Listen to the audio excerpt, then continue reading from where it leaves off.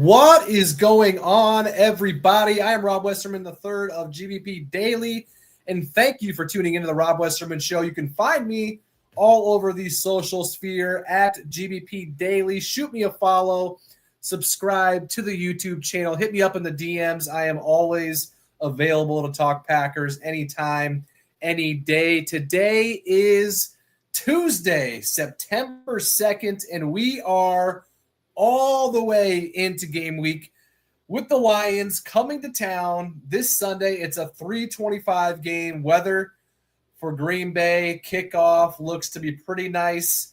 Sunny and 62 for kickoff at 3:25 on Sunday. Probably one of the chillier home openers in recent memory that I can remember, but everything is looking pretty dang good for kickoff. So if you are going to the game, enjoy the sunny and 62. That's going to be absolutely perfect.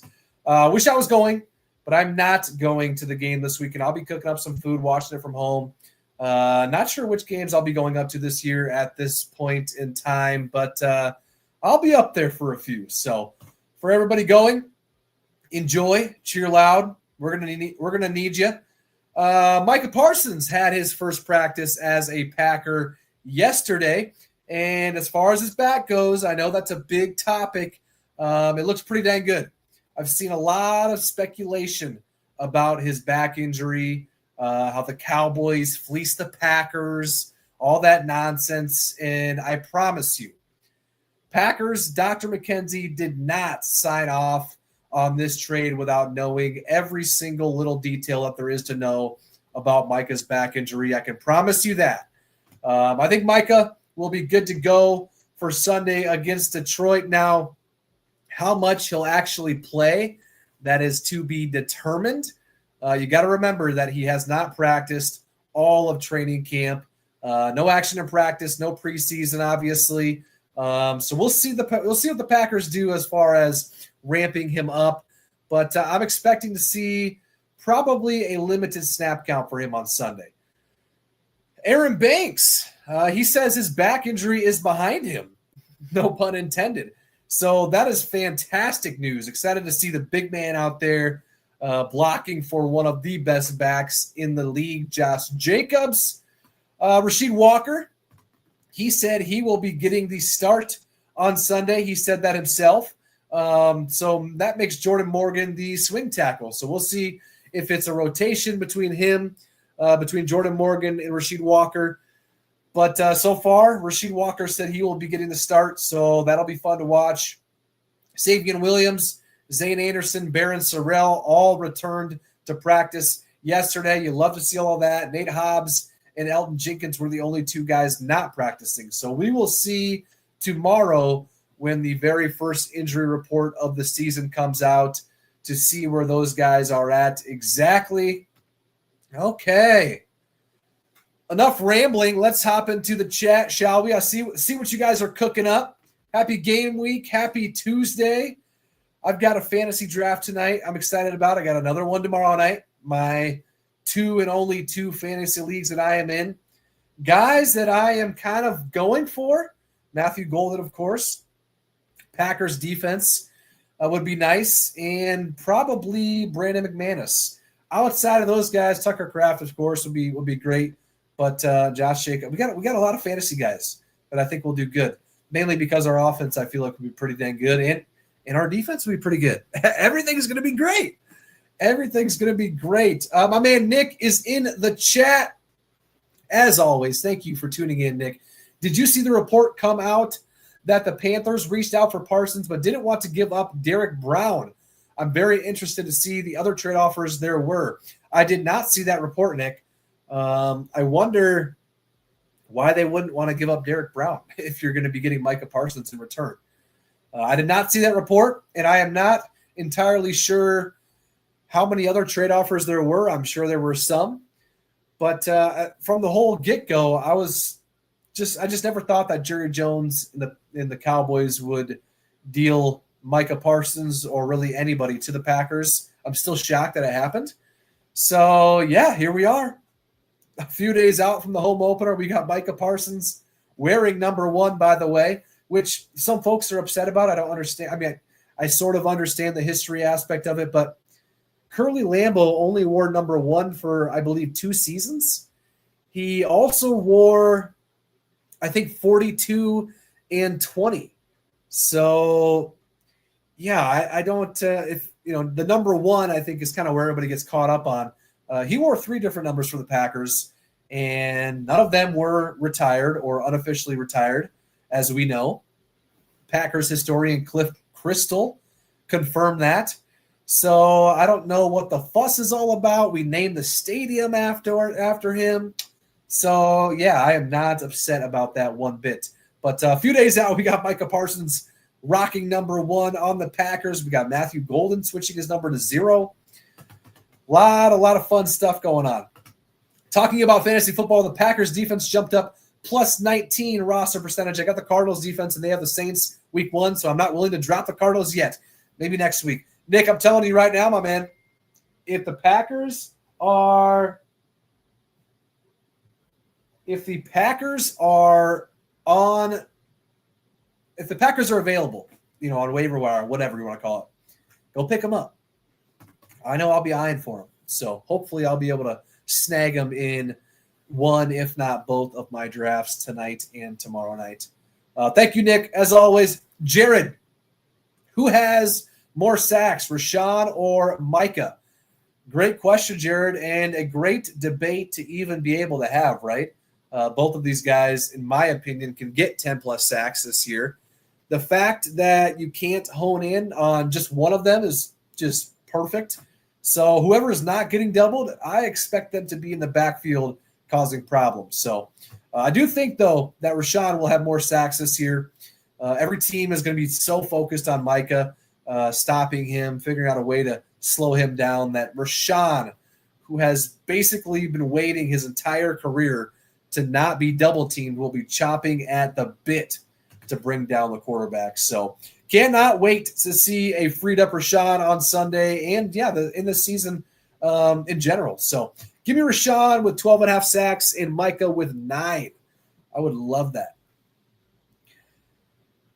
Capo, how's Micah doing? Is he playing on Sunday? Capo, it seemed like he was doing just fine yesterday at practice. He was buffing up that sled machine type thing pretty dang good. His back looked great. His agent said his back's fine. So I think physically he's doing just fine. As far as the actual snap count on Sunday, I would imagine probably not a ton, since he has not played or practiced at all in the preseason. I'm sure the Packers will be erring on the side of caution as far as kind of ramping him up a little bit, which to me is just fine. Bryce, biggest threat to us in the North. To me, it's still the Lions. Until they aren't the top dog, then they're still the team to beat, in my opinion. The Bears are still the Bears, although I do think they will be better this year than they were last year, which they had 5 wins. So, that's not that difficult. And the Vikings, they've got some question marks over there, starting with J.J. McCarthy. He's never played, basically, so that's a huge unknown. Addison is out for the first few games.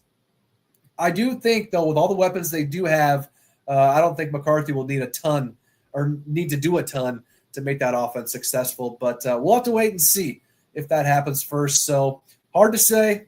Vikes got a brand new quarterback that nobody's seen play yet. So, yeah, Lions first, and then Lions up here, and the Bears and Lions probably sitting on their own same level for me. It's us and the Lions. I don't think anybody else has a shot at making the playoffs outside of us two at this moment in time. Things can always change. Teams can always surprise. And hopefully that's not the Bears or the Vikings, because I expect both of them to be pretty mediocre. So hopefully, I said this about the Vikings last year, I thought they were going to be down bad with Sam Darnold leading the way, but I was so wrong. They were balling last year. So thank you, Bryce. What else we got? Cheese on everything. Absolutely. Alex, no excuse for LVN or Gary this year. Less than 5 sacks is a disappointment and should move on. Yeah, there is no excuse for either of those guys this year. I will agree with you on that part. It'll be interesting to see how much go LVN gets once Micah is ramped up.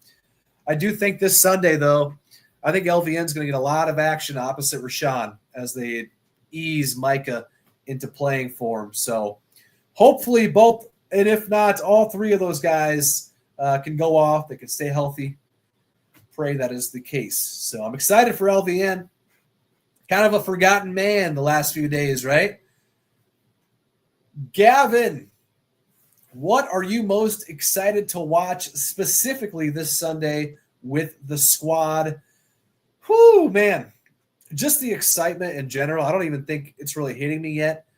Maybe after Thursday night's opener with the Eagles and Cowboys, I'll finally get there and just realize that football is actually back. But yeah, I still can't believe it's already September. I still can't believe that in just a few days we'll be full go with the season. It goes by so quick. So I always try to soak it all in, day by day, soak up the content all week long. Of course, watching the game, every play, everything just is soaking it all in because it goes by so fast. Before you know it, we'll be sitting comfy on the bye week in the playoffs, resting up, seeing who we're going to host in the divisional round of the playoffs, hopefully. That would be great. Specifically, though, Josh Jacobs last year was so fun to watch. And now with an improved offensive line, he is going to go off. I believe. A healthy Jordan Love. We didn't get to see that all year last year. Matthew Golden, of course, he's kind of been the talk of training camp. Can't wait to see him suit up. And, of course, I'd be remiss to mention Micah, but I'm not necessarily sure exactly how much he'll play. It is a very exciting time to be a Packers fan right now. And hopefully we put it all together against the Lions because, nothing would make me happier than to start off the season with a pounding against a team that we've had a pretty tough time beating as of late. So I'm pumped, man. Thank you, Gavin, for hopping in. Have yourself a great Tuesday. Holding on, Packers. Thank you for hopping in. How do you feel about our Super Bowl chances with Micah here compared to before the trade? They're better, of course, right? I'm not necessarily sure what the odd changes were for Super Bowl. I did know for the NFC North, after we traded for Micah, we did jump the Lions as favorites, which I kind of like being the underdog a little bit, but I'll take it. I'm not complaining one bit. We finally got a game record on the defensive side of the ball. I was, hoping those last few years Rashawn would kind of turn into that. We needed a Max Crosby, a Micah Parsons type of guy that can shut down a game-winning drive or a game-tying drive. Because man, every single game last year before, we go up in the fourth, a few minutes left, and we give up that lead right back, no problem. It seemed like for the most part. So we need a guy like Micah who can, get a sack on that first play, cause a fumble, do something, put them behind the sticks instead of just dinking and dunking their way down the field. And then boom, big play. And they're 10, 20 yards out, before we even blink an eye. So I think it's a big time improvement having Micah on the squad. And that goes without saying, right? All right, Kingdom, not going to lie, the early buy helps us this year. It does. I typically don't care for the early buys. I'd like to have them later in the season, right? But with Christian Watson maybe coming back after that buy or shortly after, that allows him to miss one less game during his recovery from the ACL. And we got the Lions at home, the Commanders on Thursday night at home, 2 tough games. Then we head out to Cleveland and then down to Dallas. And then week 5 is our bye. You get what you get, right? Nick, going to my first ever Packers game this year at MetLife against the Giants, was going to make the trip down to Lambeau, but it's 16 hours away, so I got to take the New York games when I can. Nick, have yourself a great time, man. That is going to be – I'm excited for you. I am excited for you. An away game, too. You most likely will be seeing a win against the Giants, hopefully. We'll see who's at quarterback for them when the time comes. Right now, is it Russell Wilson right now? I think, yeah. I haven't been paying too much attention, honestly. So, all right, guys, that is going to do it for me today. Thank you again for tuning in. Always love talking Packers with you guys. Hit me up on social media at GBP Daily. Subscribe to the YouTube channel. Any sort of interaction helps myself and helps the page. I will be back and at it again tomorrow. Have yourself a great Tuesday, and I'll catch you guys later. Thank you.